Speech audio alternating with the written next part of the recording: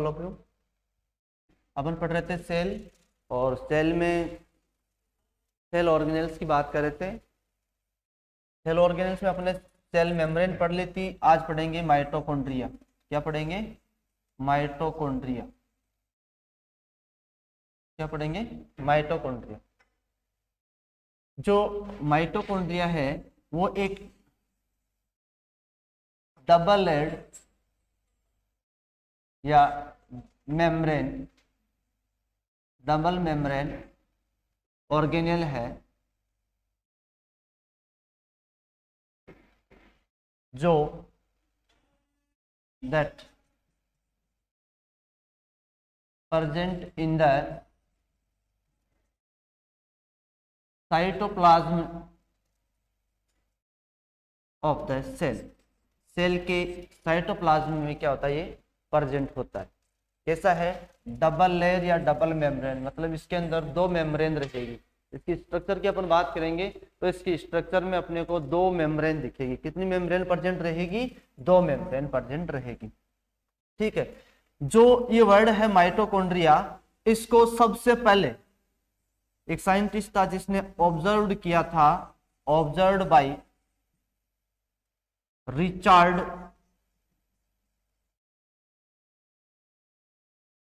Altman. Richard Altmann नाम का एक साइंटिस्ट था जिसने सबसे पहले माइटोकॉन्ड्रिया जो वर्ड है उसको क्या किया था? ऑब्जर्व किया था। कब किया था? 1894 में, 1994 में। कब किया था? 1994। इसके बाद में अगर अपन एक्चुअल देखें कि माइटोकॉन्ड्रिया की डिस्कवरी कब की गई थी या इसको कॉइंड कब किया गया था,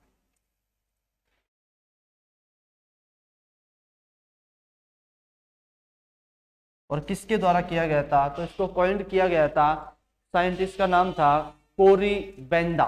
क्या नाम था? कोरी बेंदा। कब किया था? 1898 में, 1898 में। कब किया था? 1898 में। अगर अपन बात करें इस माइटोकॉन्ड्रिया वर्ड की तो ये दो वर्ड से मिलके बना हुआ है। कितने वर्ड से मिलके बना हुआ है? दो वर्ड। फर्स्ट वन है माइटो, सेकेंड वन है कॉन्ड्रिया। दो वर्ड है, फर्स्ट कौन सा है? माइटो, और सेकेंड वर्ड है कॉन्ड्रिया। माइटो का मतलब होता है थ्रेड। माइटो का मतलब क्या होता है? थ्रेड। और कॉन्ड्रिया का मतलब होता है ग्रेन्यूल। माइटो का मतलब होता है थ्रेड। थ्रेड का मतलब एक तंतु के आकार का एक धागेनुमा, और कॉन्ड्रिया का मतलब है ग्रेन्यूल, ग्रेन्यूल्स। आपने अगर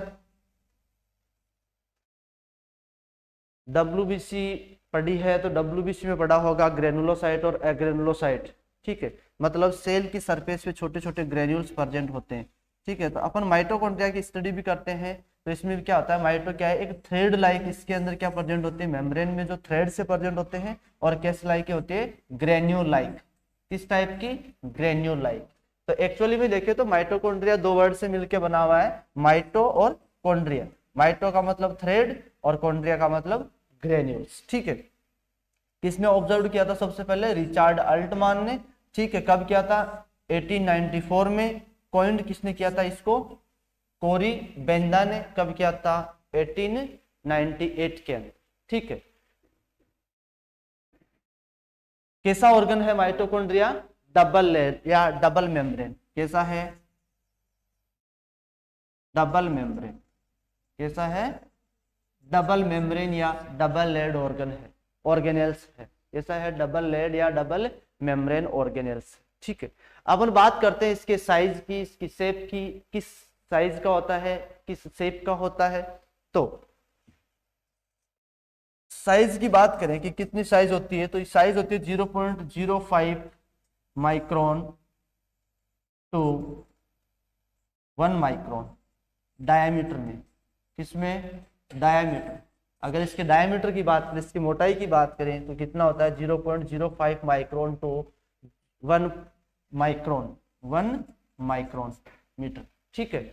इसकी लेंथ की बात करें तो लेंथ होती है 1 माइक्रोन टू 10 माइक्रोन। कितनी होती है? 1 to 10 माइक्रोन, ये होती है इसकी लेंथ। लेंथ का मतलब इसकी लंबाई। लंबाई कितनी होती है?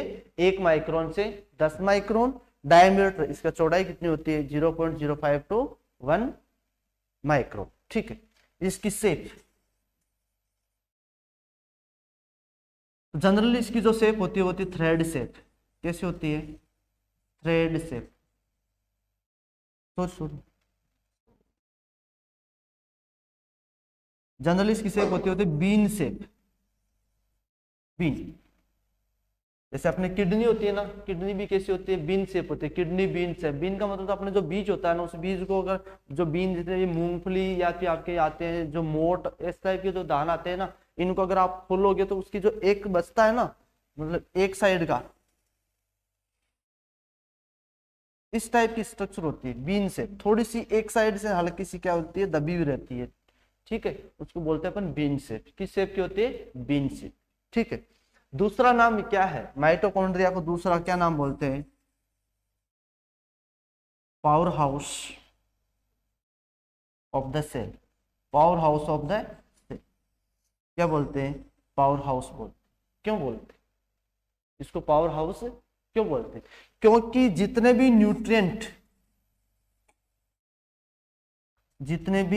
न्यूट्रिएंट्स सेल्स के अंदर अवेलेबल होते हैं, क्या होते हैं? अवेलेबल होते हैं, उन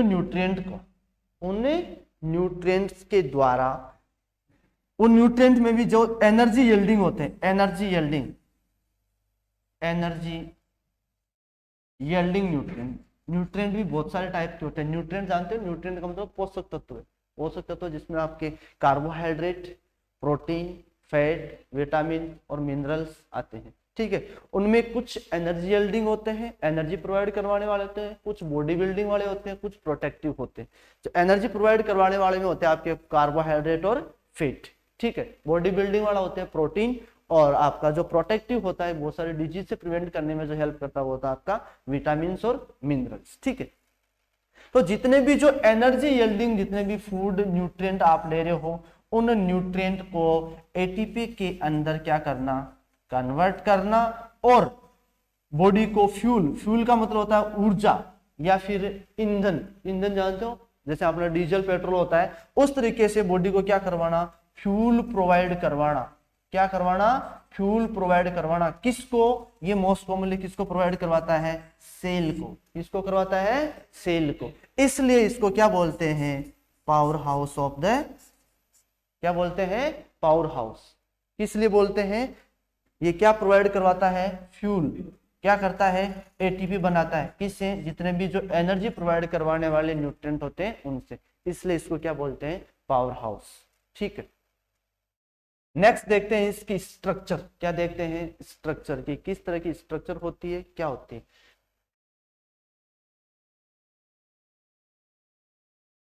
देखो बेटा, स्ट्रक्चर की अपन बात करें तो माइटोकॉन्ड्रिया की स्ट्रक्चर में मोस्ट कॉमनली 3-4 जो थिंग्स है वो प्रेजेंट होती है। फर्स्ट अपन देखें तो आउटर मेम्ब्रेन। फर्स्ट क्या होती है? Outer membrane. क्योंकि अपन ने पढ़ा था ये कैसा है? डबल मेम्ब्रेन वाला है। फर्स्ट वन होगा outer membrane, second one inter membrane space, outer membrane और inter membrane space, inner membrane. कौन सा? Inner membrane. इसके अलावा मैट्रिक्स, और एक इसके अंदर होता है आपका क्रिस्टल। क्या होता है? क्रिस्टल। ये 5 स्ट्रक्चर प्रेजेंट होती है। जैसे अपन एक डायग्राम बनाए,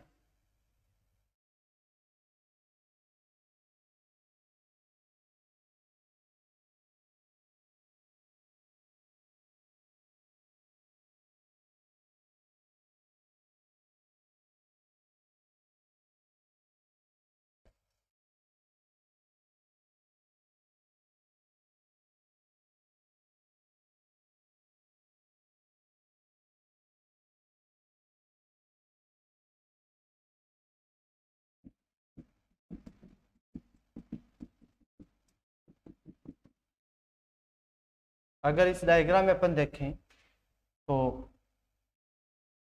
ये आपकी आउटर मेम्ब्रेन, ये क्या है, आउटर मेम्ब्रेन है। ये वाली आपकी है इनर मेम्ब्रेन।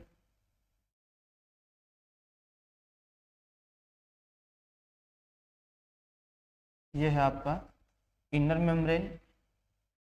ये है क्रिस्टाई, जो ये जो दिखाई दे रहा है ना आपको, ये जैसे ये पूरा ये जो दिखाई दे रहा है, ये क्या है, क्रिस्टाई। क्या है, क्रिस्टाई। ठीक है। ये जो बीच में खाली जगह दिख रही है, इसमें ये फ्लूइड भरा हुआ है, ये क्या है, मैट्रिक्स। ये क्या है, मैट्रिक्स। ये क्या है, मैट्रिक्स। ठीक है।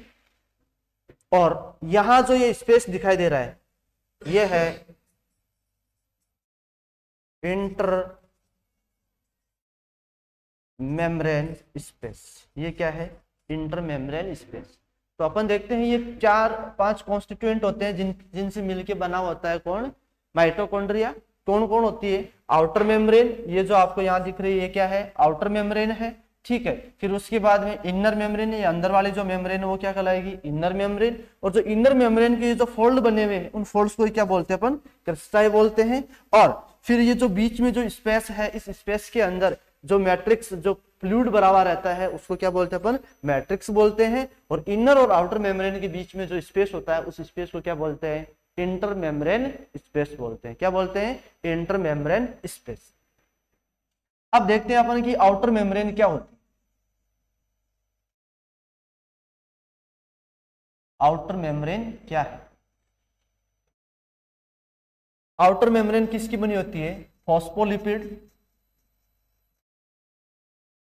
फॉस्फोलिपिड्स एंड प्रोटीन की। किसकी बनी हुई है, फॉस्फोलिपिड और प्रोटीन की बनी। कौन बनी हुई है, आउटर मेम्ब्रेन, इसकी फॉस्फोलिपिड और प्रोटीन की बनी। ठीक है।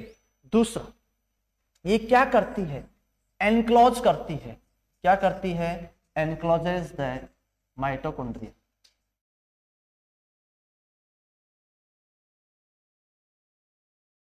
जो माइटोकॉन्ड्रिया है उसको क्या करते हैं, एनक्लोज करते हैं। एनक्लोज का मतलब बाहर से उसको क्लोज करते हैं, उसको आवरण प्रोवाइड करवाती है। कौन करवाती है, ठीक, आउटर मेम्ब्रेन। इसके अलावा आउटर मेम्ब्रेन है वो बहुत सारे मॉलिक्यूल्स के लिए पासेज वे भी क्या करवाती है, प्रोवाइड करती है। Passageway for molecules. बहुत सारे जो मॉलिक्यूल्स है, उन मॉलिक्यूल्स के एक्सचेंज होने के लिए, उनको एक अंदर जाने के लिए और बाहर जो साइटोप्लाज्म है उसमें आने के लिए, और उस सेल जो आपकी माइटोकॉन्ड्रिया है उसके इनसाइड जाने के लिए भी क्या करती है, ये अलाउ करती है। ठीक है।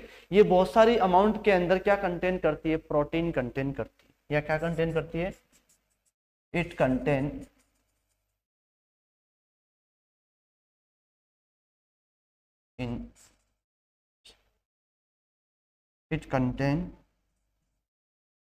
प्रोटीन इन इंटीग्रल पार्ट। जो इसका इंटीग्रल पार्ट है,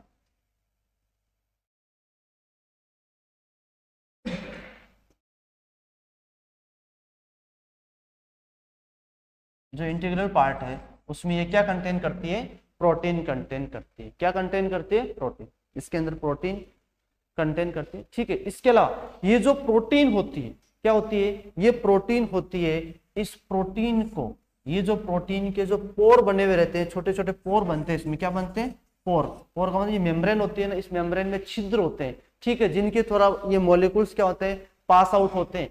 इन पोर का एक नाम होता है जिसको बोलते हैं पोरिन्स। क्या बोलते हैं, पोरिन्स।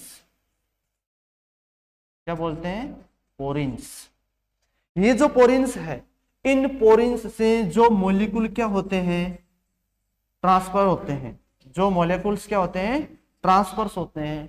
एक जो डिफ्यूजन होता है इन मॉलिक्यूल्स का, क्या होता है, डिफ्यूजन होता है।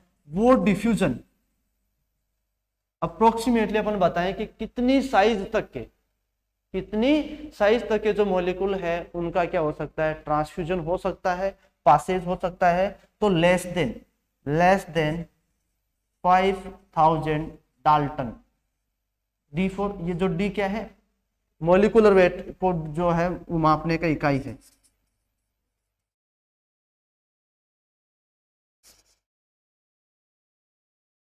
मतलब वो सारे के सारे मॉलिक्यूल्स जिनका molecular weight less than 5000 Dalton रहेगा, वो सारे के सारे मॉलिक्यूल्स इस मेम्ब्रेन के थ्रू क्या हो सकते हैं, पास हो सकते हैं, जा सकते हैं, बाहर भी जा सकते हैं, अंदर भी आ सकते हैं। ठीक है, तो आउटर मेम्ब्रेन समझ में आ गई। फिर आती है आपकी इनर मेम्ब्रेन। कौन सी मेम्ब्रेन, इनर मेम्ब्रेन।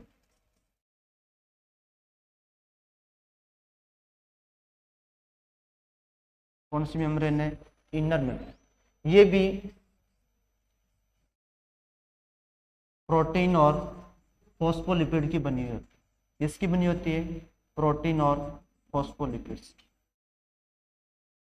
जिसकी बनी होती है प्रोटीन और फॉस्फोलिपिड।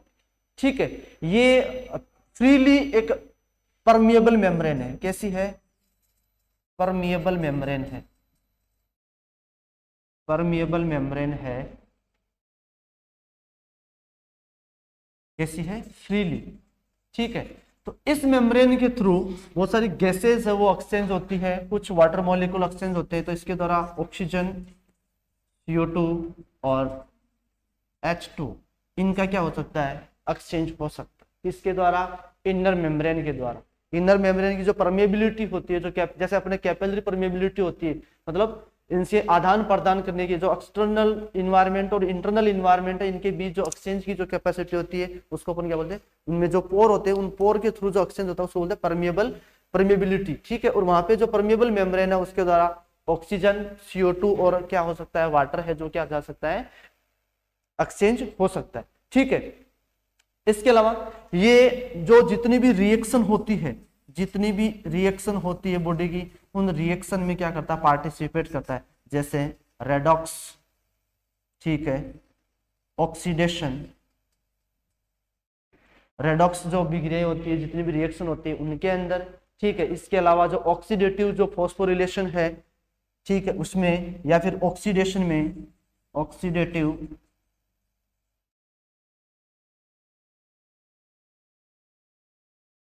फॉस्फोरिलेशन, इस टाइप की जितनी भी जो रिएक्शंस होती है, उन रिएक्शन में क्या करती है, इनर मेम्ब्रेन जो एक्टिवली क्या करती है, पार्टिसिपेट करती है। इसके अलावा माइटोकॉन्ड्रिया फ्यूजन होता है, फिशिजन होता है, इसमें माइटोकॉन्ड्रिया फ्यूजन होती है एक रिएक्शन, उसमें भी ये क्या करती है, हेल्प, माइटोकॉन्ड्रियल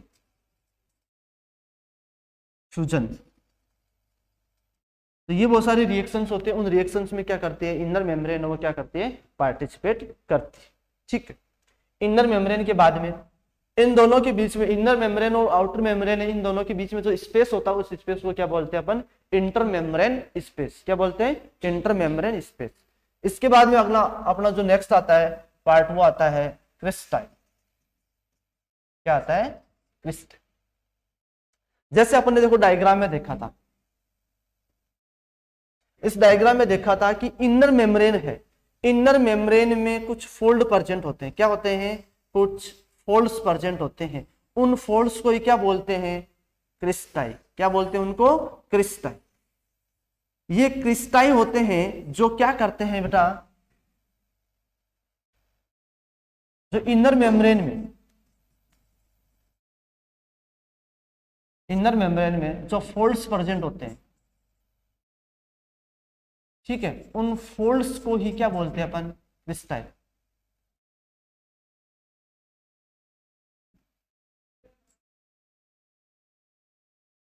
उनको क्या बोलते हैं अपन, क्रिस्टाई। किनको, जो फोल्ड्स प्रेजेंट होते हैं इनर मेम्ब्रेन में, जिस तरह से वो जो बाहर से प्रेजेंट हो रहे थे, अपने डायग्राम में देखा था, उनको क्या बोलते हैं, क्रिस्टाई बोलते हैं। ठीक है, ये भी क्या होते हैं, ये बहुत, जो इनका काम क्या होता है, इनका काम ये होता है कि जो माइटोकॉन्ड्रिया जो सरफेस होती है, उस सरफेस को इनलार्ज करते हैं। क्या करते हैं, सरफेस को इनलार्ज करते हैं। कैसे करते हैं, देखो मैं बताता हूँ डायग्राम। जैसे ये है, अभी इनको अगर आप स्ट्रेट करोगे, ये इतना सा पार्ट अपन लेते हैं कि एक तो ये इस तरीके से कोइल्ड कर दिया आपने, और अगर आप इसको स्ट्रेट करोगे तो ये कितना लंबा हो जाएगा, इतना लंबा हो जाएगा। तो ये क्या करता है, जो सरफेस एरिया होता है उसको क्या करने के काम में आता है, इनलार्ज करने के काम में आता है। ठीक है, तो क्रिस्टाई का क्या काम होता है कि ये क्या करता है, जो सरफेस एरिया होता है उस एरिया को क्या करता है, इनलार्ज करता है। किसको, उस एरिया को क्या करता है, इनलार्ज करता है, इसलिए इसको क्या बोलते हैं, क्रिस्टाई बोलते हैं। अब अपन बात करते हैं क्रिस्टाई की, कि क्रिस्टाई की क्या एबिलिटी होती है। तो क्रिस्टाई एक तो एटीपी और जीटीपी प्रोड्यूस करता है।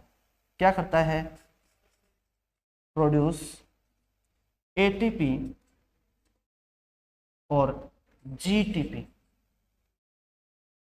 ये फुल फॉर्म क्या होती है बेटा, एडिनोसिन ट्राइफॉस्फेट और ग्वानोसिन ट्राइफॉस्फेट।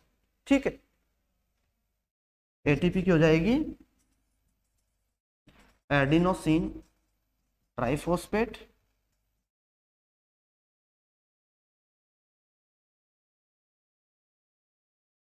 और इसकी हो जाएगी ग्वाइनोसिन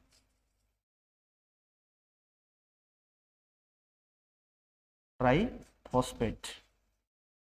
ये क्या है, ये एनर्जी की क्या है, यूनिट है। एटीपी और जीटीपी के रूप में ये क्या करता है, एनर्जी प्रोवाइड करवाता है। कौन करवाता है, क्रिस्टाई। कौन करवाता है, क्रिस्टाई। ठीक है, ये क्रिस्टाई है जो ये प्रोपोर्शनल होते हैं, किसके, proportional to the metabolic activity. Proportional का मतलब क्या होता है, समानुपाती। क्या होता है, समानुपाती। क्रिस्टाई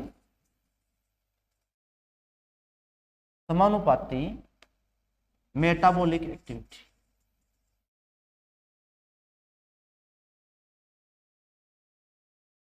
मतलब क्या होगा कि जितनी काउंटिंग या जितना सरफेस एरिया क्रिस्टाई का बढ़ेगा उतना ही मेटाबॉलिज्म बढ़ेगा।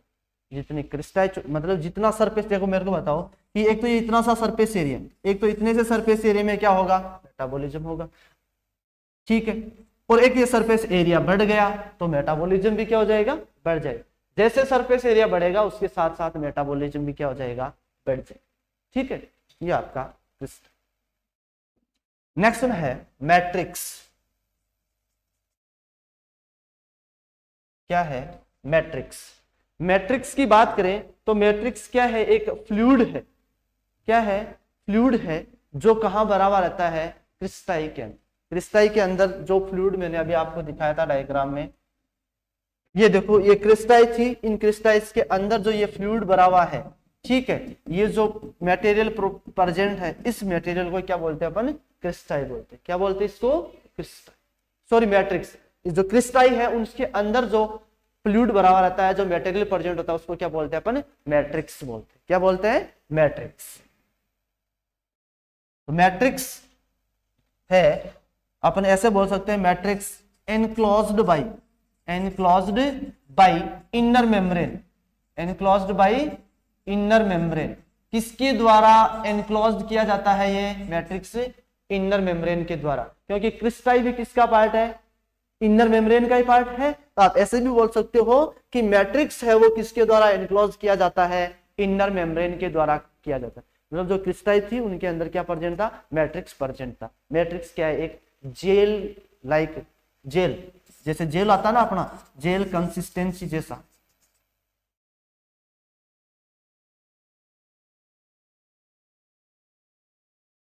जेली लाइक सब्सटेंस है, जेली लाइक कंसिस्टेंसी, जैसे जेल की कंसिस्टेंसी होती है उस टाइप का क्या होता है, ये फ्लूइड होता है। ठीक है, जो कहां प्रेजेंट होता है, इनर मेम्ब्रेन है उसके अंदर प्रेजेंट होता है। इसका क्या काम होता है, ये भी मैट्रिक्स है, ये बहुत सारे एंजाइम्स रखता है, डीएनए आरएनए, इसके अंदर क्या क्या प्रेजेंट होते हैं, एंजाइम, डीएनए, टीआरएनए, ठीक है, राइबोसोम। ठीक है, ये बहुत सारे क्या होते हैं, जो सब्सटेंस होते हैं वो कहाँ होते हैं, इसमें प्रेजेंट होते हैं। इसके अलावा बहुत सारे ग्रेन्यूल्स भी प्रेजेंट होते हैं। क्या होते हैं, ग्रेन्यूल्स। यहाँ देखो एक वर्ड आया है ग्रेन्यूल्स। क्या वर्ड आया है, ग्रेन्यूल्स। अपने पढ़ा था माइटोकॉन्ड्रिया, सिंपल टर्म का मतलब पढ़ा था कि माइटो का मतलब तो होता है थ्रेड और कॉन्ड्रिया का मतलब क्या होता है, ग्रेन्यूल्स। ये ग्रेन्यूल्स कंटेन करता है, कौन कंटेन करता है, मैट्रिक्स। इसलिए इसको क्या बोलते हैं अपन, माइटोकॉन्ड्रिया बोलते हैं। तो कहां पे प्रेजेंट होते हैं ग्रेन्यूल्स, मैट्रिक्स के अंदर। ये था इसकी स्ट्रक्चर के बारे में। ठीक है, अब अपन देखते हैं फंक्शंस। माइटोकॉन्ड्रिया के क्या क्या फंक्शन है,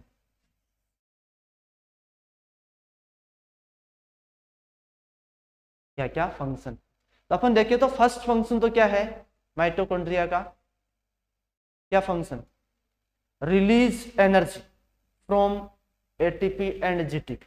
ये क्या करवाता है, एनर्जी रिलीज करवाता है, release energy in the form of ATP and GTP, in the form of ATP and GTP. ATP की फॉर्म में और जीटीपी की फॉर्म में क्या करवाता है, आपको एनर्जी रिलीज करवाता है। इसके अलावा इट कंसंट्रेट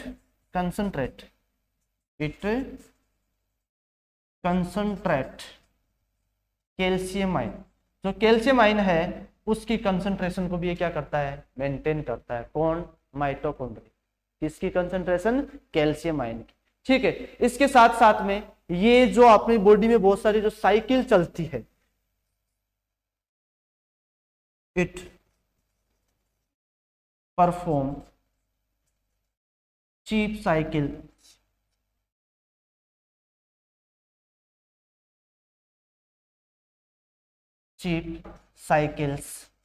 जैसे टीसीए, जानते हो बायोकेमिस्ट्री में आपने पढ़ी होगी, बायोकेमिस्ट्री में चलते हैं TC, try carboxylic acid cycle. ठीक है, टीसीए साइकिल। इसके अलावा और भी बहुत सारी साइकिल्स होती है जो अपनी बॉडी में चलती है। इलेक्ट्रॉन ट्रांसपोर्ट, कौन सी साइकिल, इलेक्ट्रॉन ट्रांसपोर्ट, जो इलेक्ट्रॉन है उनके ट्रांसपोर्टेशन में, इलेक्ट्रॉन जो ट्रांसपोर्ट होते हैं उन ट्रांसपोर्टेशन में भी कौन हेल्प करता है, माइटोकॉन्ड्रिया करता है। इसके अलावा जो एंजाइम्स, जितनी भी एंजाइमेटिक रिएक्शंस है उन रिएक्शंस में भी हेल्प करता है। इसके अलावा फैटी एसिड मेटाबॉलिज्म, जितने भी जो फैटी एसिड्स हैं उनका जो मेटाबॉलिज्म होता है उसमें भी कौन हेल्प करता है, माइटोकॉन्ड्रिया हेल्प करता है। तो मोस्ट कॉमनली माइटोकॉन्ड्रिया के 3 फंक्शन है। क्या क्या फंक्शन है, एनर्जी रिलीज करवाना एटीपी और जीटीपी की फॉर्म के अंदर, ठीक है, जो कैल्शियम आयन है उसकी कंसंट्रेशन को मेंटेन करना, और जो चीप साइकिल है, टीसीए साइकिल है, इलेक्ट्रॉन ट्रांसपोर्टेशन साइकिल है, जो फैटी एसिड है उनका जो मेटाबॉलिज्म है उनमें भी ये क्या करता है, हेल्प करता है। ठीक है, these are the functions of mitochondria. ठीक है, नेक्स्ट जो ऑर्गेनेल है वो अपन नेक्स्ट क्लास में डिस्कस करेंगे।